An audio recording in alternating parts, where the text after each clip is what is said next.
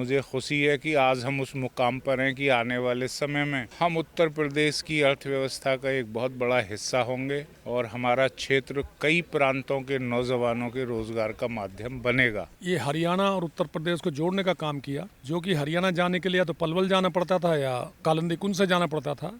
तो अब आवागमन का हमारा साधन बहुत बढ़िया हो जाएगा हरियाणा और जेवर विधानसभा का।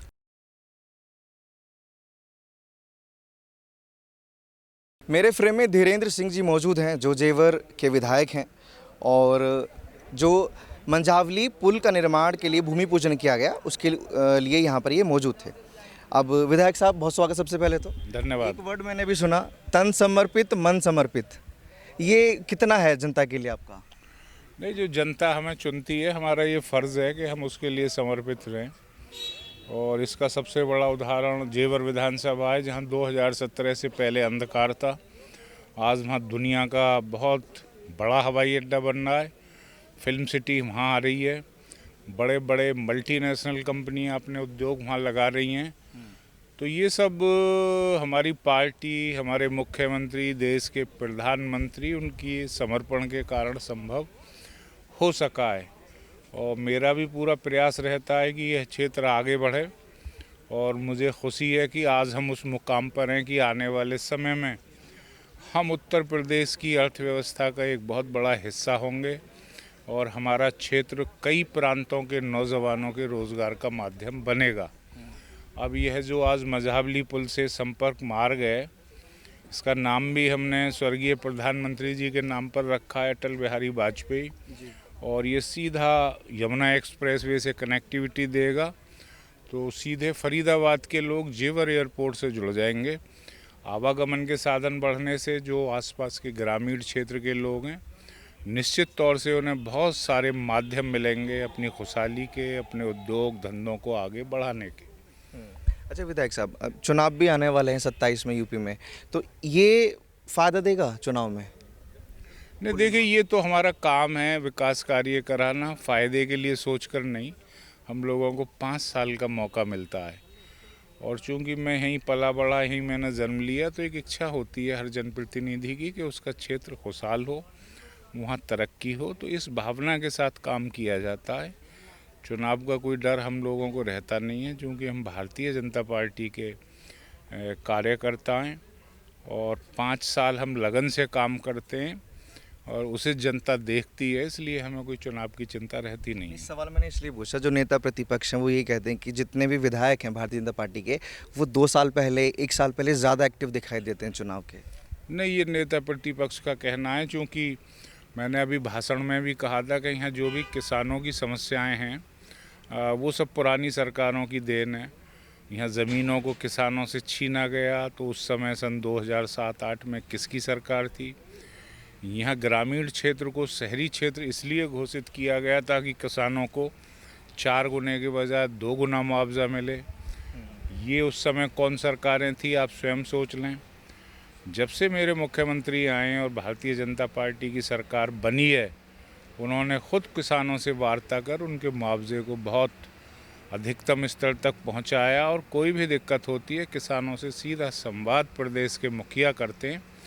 तो इसलिए प्रतिपक्ष को तो कोई मौका चाहिए बात कहने का, लेकिन यहाँ पूरी तरीके से सरकार ट्रांसपेरेंसी के साथ किसानों को साथ लेकर इस प्रदेश के विकास की इबारत लिख रही है। अच्छा विधायक जी, एक सवाल और लेना चाहूँगा। जो योगी आदित्यनाथ ने नमूने का जिक्र किया सदन में, बड़ा हंगामा उस पर कि ये गलत चीज़ है, समर्थन करते हैं आप उनकी बात का? नहीं, नमूने तो कहा उन्होंने, मैंने सुना, मैं उनके सामने ही बैठा हुआ था, लेकिन किसी का नाम उन्होंने नहीं लिया। तो अगर सामने वाला क्या समझ रहा है तो ये तो उनके मन का मैल है। बाकी हमारे मुख्यमंत्री जी ने किसी का नाम नहीं लिया, कौन क्या समझता है ये उसके दिल की बात है। चुनाव की कैसी तैयारी चल रही है भारतीय जनता पार्टी की और यहाँ के विधायक जी की? हम लोग 5 साल चुनाव की तैयारियों में ही रहते हैं, क्योंकि भारतीय जनता पार्टी का संगठन नियमित कोई ना कोई ऐसे काम जिससे जनता का भला हो, संगठन मजबूत हो, उसमें लगा रहता है।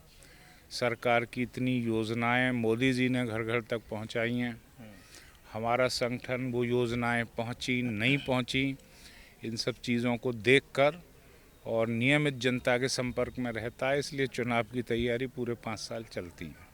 चुनाव की तैयारी तो विधायक जी चल रही है। एक और सवाल लेना चाहूँगा, जो क्योंकि एसआईआर चल रहा है उत्तर प्रदेश में, तो नोएडा को सबसे ज़्यादा घुसपैठियों का ठिकाना माना जाता है। नोएडा कभी घुसपैठिया मुक्त हो सकता है? लेकिन नोएडा बड़ा औद्योगिक शहर है। एसआईआर के बाद निश्चित तौर से बहुत सारे ऐसे लोग तो सामने आएंगे जो बाहर के भी हो सकते हैं, लेकिन इतना ज़रूर है नोएडा में कि बाहर के प्रांतों के बहुत लोग अपने जीवन यापन के लिए भी आते हैं। इसलिए नोएडा और दादरी विधानसभा में जो शहरी क्षेत्र है, वहाँ काफ़ी लोग चाह रहे हैं कि उनका वोट वहाँ बने, अगर वो बिहार के रहने वाले हैं, झारखंड, छत्तीसगढ़ या मध्य प्रदेश कहीं के भी हों।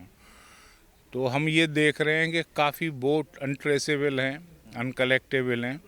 उसकी वजह यही है कि जो लोग आज से 4 साल पहले या 5 साल पहले यहाँ नौकरी करते थे, अब हो सकता है उन्होंने कहीं और नौकरी कर ली हो, तो ये स्थिति यहाँ आएगी। बाकी तो एक साफ़ सुथरी वोटर लिस्ट बनेगी।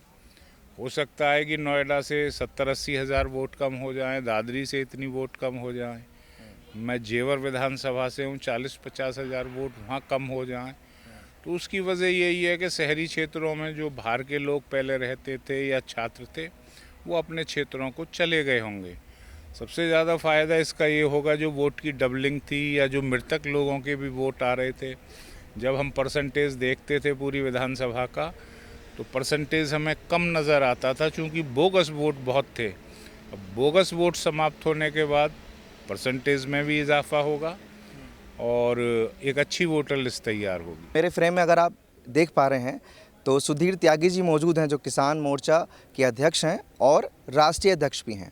तो बहुत स्वागत है सबसे पहले तो न्यूज़ में आपका। नमस्कार, मैं पूर्व राष्ट्रीय कोषाध्यक्ष एवं कार्यालय प्रभारी भाजपा किसान मोर्चा, राष्ट्रीय अध्यक्ष किसान कल्याण परिषद, किसान मजदूर की आवाज़। आज जो हमारे क्षेत्र में, शायद मैं भी छोटा सा था जब ये इस पुल की शुरुआत हुई थी, राजेश पायलट जी ने उद्घाटन किया था इसका, लेकिन बहुत कारणों से सरकारें बदलती रहीं, आती रहीं, जाती रहीं। नारायण तिवारी जी ने भी एक बार शिलान्यास करा इसका, लेकिन उसमें भी कामयाबी नहीं मिल पाई। लेकिन अब जो हरियाणा में भी बीजेपी सरकार है, उत्तर प्रदेश में बीजेपी की सरकार है और पूरे देश में बीजेपी की सरकार है, तो जो हमारा बचपन का सपना था वो आज साकार हुआ है। और हम इसके लिए धन्यवाद देते हैं अपने लोकप्रिय विधायक धीरेन्द्र सिंह जी को, जो हमारे जेवर क्षेत्र के लोकप्रिय विधायक हैं, सांसद महेश शर्मा जी को, राज्यसभा सांसद सुरेंद्र नागर जी को और मोदी जी को, कि जिन्होंने ये हरियाणा और उत्तर प्रदेश को जोड़ने का काम किया। जो कि हरियाणा जाने के लिए या तो पलवल जाना पड़ता था या कालिंदी कुंज से जाना पड़ता था, तो अब आवागमन का हमारा साधन बहुत बढ़िया हो जाएगा हरियाणा और जेवर विधानसभा का। मतलब ये सिर्फ किसानों के लिए ही नहीं है, बाकी युवा जो काम करने जाते हैं हरियाणा, या हरियाणा से जो युवा ग्रेटर नोएडा काम करने आते हैं, उन सभी की ज़िंदगी आसान हो सकती है इस पुल के निर्माण से। हाँ, ये तो किसान हो, मजदूर हो, किसानों के लिए भी, क्योंकि कई बार ऐसा होता है कि हरियाणा में अच्छे भाव मिल जाते हैं फसल के, तो किसान के लिए भी, मजदूर के लिए भी, और लोगों की रिश्तेदारियाँ इधर बहुत हैं, उधर की इधर बहुत हैं, तो सबके जाने के लिए ही, क्योंकि जितने में ये पुल बनेंगे इससे ज़्यादा तो पेट्रोल और डीजल फूक गए होंगे। तो ये बहुत ही सराहनीय कदम है और मैं किसानों की तरफ से, इस क्षेत्रवासियों की तरफ से सभी शीर्ष नेतृत्व का धन्यवाद करता हूँ। अच्छा, कल्याण की बात तो आप कर ही रहे हैं। किसान जो है इस देश में, हम कई आंदोलन किसानों के देख चुके हैं, जैसे राकेश टिकैत जी की बात करें, वो भी किसानों की बात करते हैं। उनकी विचारधारा में और भारतीय जनता पार्टी की विचारधारा में कोई फ़र्क नज़र आता है आपको? देखिए, विचारधारा उनकी किसानों के मुद्दे और हैं, सरकार के मुद्दे और हैं। जो राकेश टिकैत जी करते हैं वो पूरे देश की किसानों की आवाज़ उठाते हैं। आवाज़ उठाना कोई बुरी बात नहीं है और आवाज़ उठानी भी चाहिए।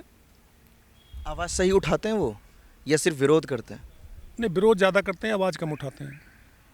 अब जो जेवर में मुद्दा है या गौतम बुद्ध नगर में जो मुद्दा है, कोई इतने अहम मुद्दे नहीं हैं किसानों के। किसानों की थोड़ी बहुत है, उसमें सरकार की गलती नहीं है। मैं पहले भी कह चुका हूँ कई मंचों पे, गलती सरकारों की नहीं है, लाल फीताशाही की है। ये जो बेईमान अथॉरिटी हैं जो लूट के खा रही हैं किसानों को, उनकी वजह से है, सरकार की वजह से नहीं है। इस पे नियंत्रण करने का के लिए कुछ आपने कदम उठाए हों या भारतीय जनता पार्टी ने कोई कदम उठाए? भारतीय जनता पार्टी कदम उठा रही है, कार्रवाई उनके खिलाफ कर रही है। और जितनी भी योजना है किसान के लिए, आप देख रहे हो कि कोई सब किसान कल्याण के लिए योजना है, तो इसमें कोई दो राय नहीं है। जो प्रधानमंत्री नरेंद्र मोदी जी की सरकार है वो किसान हितैषी है। जो योगी आदित्यनाथ एक स्कीम लेकर आए कि 25 लाख किसानों को क्रेडिट कार्ड से जोड़ा जाएगा, उसका लाभ सीधा किसानों को मिलेगा और यहाँ के किसान उसमें एक्टिव हैं या नहीं है, लगता है? देखिए, किसान तो पहले ही क्रेडिट कार्ड से, केसीसी बोलते हैं, सब जुड़े हुए हैं, सबके खातों में डायरेक्ट ही जा रहा है। वो किसानों के लिए नहीं कह रहे हैं, वो जो राशन डीलर हैं उनको ख़त्म करने के लिए कह रहे हैं। जितने भी प्रभावित लोग हैं जिनको राशन कार्ड बने हुए हैं, अब डायरेक्ट उनको राशन देने का काम किया जाएगा। किसान तो पहले से ही जुड़ा हुआ है, किसान में कहाँ कार्ड बने हुए हैं। स्कीम बहुत सारी आती हैं, लेकिन जो छोटे किसान होते हैं शायद उनको भड़काना आसान होता है। जो विपक्ष के नेता हो गए या राकेश टिकैत हो गए कि ये बेईमानी कर जाएंगे आपके साथ में, ये धोखाधड़ी कर जाएंगे। जैसे एमएसपी पर अभी तक समझा नहीं पाए हैं भारतीय जनता पार्टी वाले या कोई भी कह लीजिए। नहीं, भारतीय जनता पार्टी वाले खूब समझा चुके हैं। देखिए, मैं बता रहा हूँ ना, विन विन संगठन अपने फ़ायदे के लिए राजनीति कर रहे हैं। किसान संगठन, मैं अभी कह रहा हूँ ना, जो स्वामीनाथन की रिपोर्ट थी वो लागू करने का काम सिर्फ और सिर्फ भाजपा की सरकार ने किया है, समझ गए? तो इसमें कोई दो राय नहीं है, किसान हितैषी सरकार है। संतुष्ट हैं किसान उत्तर प्रदेश के या फिर यहाँ ग्रेटर नोएडा के? हाँ, सब संतुष्ट, सब संतुष्ट। ठीक है, चलिए, बहुत शुक्रिया। ये किसान मोर्चा अध्यक्ष सुधीर त्यागी जी मेरे साथ थे। तो आप लोग अपनी राय कमेंट सेक्शन में दे सकते हैं कि आप लोगों की क्या राय है, और ऐसी खबरों के लिए आप देखते रहिए ओ न्यूज़ हिंदी।